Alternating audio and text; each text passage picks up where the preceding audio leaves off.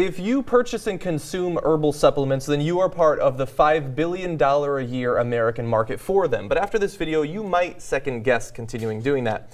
A Canadian group tested 44 different bottles of popular supplements, different herbal supplements, sold by 12 different companies. And they have the results. They did this technique called genetic fingerprinting. It's DNA barcoding, basically. They look for these genetic fingerprints on the different substances, and they can figure out what's in it and what's not in it.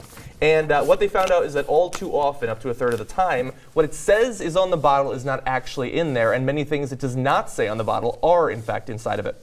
And so generally they found that pills labeled as popular herbs were often diluted or replaced entirely by cheap fillers like soybean, wheat, and rice. And to give you some specific examples, so 2 bottles labeled as St. John's wort, which studies have shown may treat mild depression, contained none of the medicinal herb. Instead, the pills in one bottle were made of nothing but rice, and another bottle contained only Alexandrian senna, an Egyptian yellow shrub that is a powerful laxative. And so they have other examples of things that cause flatulence and rashes, some things that could cause severe allergic reactions, and it's not even on the label.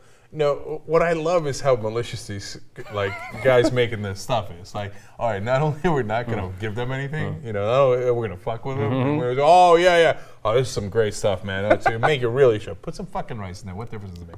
But they go an extra step, and they're like, let's make them shit up a storm.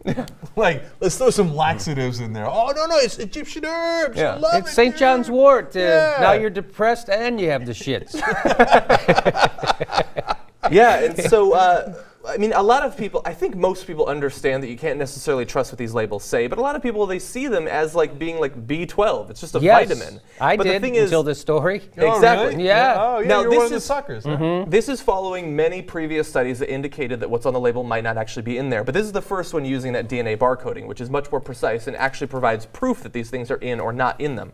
And so what people might be surprised to find out is that while most medicines, most actual drugs that are sold as medicine, need to be shown and proven to the FDA that they are safe and that they actually do what they claim to do, these supplements are not. And there was a 1994 law, in fact, that said that unless you can show that they're dangerous in some way, like a consumer is taking it, you can just sell them. You don't have to prove that it has anything. You just put the little disclaimer on the back of the bottle that nobody reads or pays attention to, and you can sell it. No, it's okay. Corporations will always naturally do the right thing. Yes. Yeah. So they even say that they are sort of self-reporting whether or not they're doing what they should. If they don't do the right thing, then the word will get out and no one will buy their product and they'll go bankrupt. Isn't that how it works? Yeah, that's right. In a libertarian perfect world. That's what Ayn Rand says. Yeah, that's right. And that's all those libertarians are shitting up a storm now.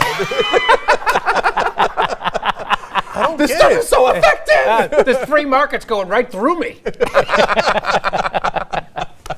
Okay, look, I never believed any of this stuff. I mean, you read some of the labels, and I found them hilarious. Like, one of them I once read, somebody told me to go get something, so I kept getting sick, and it was like wheat you would find on a Native American plain. I'm like, what the fuck? What are you talking about? That's our plain. I mean, what is same it? plain. Like, what does that mean? A Native? Is there a different kind of Native American plain? Yeah. So I never believed any of this stuff. Except I'm also a sucker, and I know I am. But I don't know. I get I do airborne.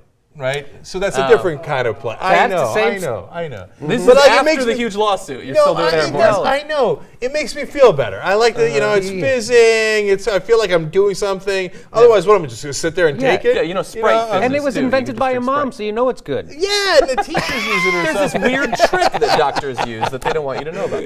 But at least I know I'm being an idiot when I use it. Well, I used to buy these things because when I first moved to LA, it's very overwhelming, and I didn't take a solid shit for about a year. And so I used to take these pills that they were like little capsules of hot pepper things or whatever, capsaicin they used to call them or whatever, and that was shown to help your digestive system. I used to pop those all the time. Now I wonder that's probably more. That's probably I was shit for a whole year because that was all laxative.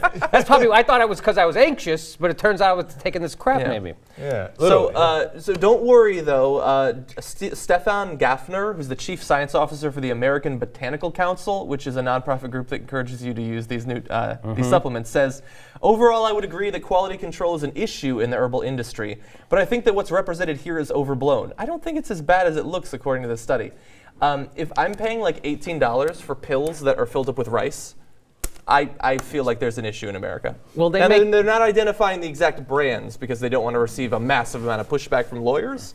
But this is a big problem, and nothing is going to be done about this, I would assume.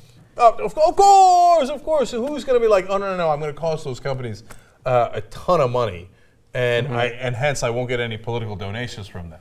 No, this is like, oh, what, to protect consumers in America? What do you think? We have a democracy? No, nobody cares, and they'll run amok. And show me my consumer donor list. Where's my consumer? right. I don't have one of those. Interesting. So here's what I'm going to do about this. Dick. Yeah.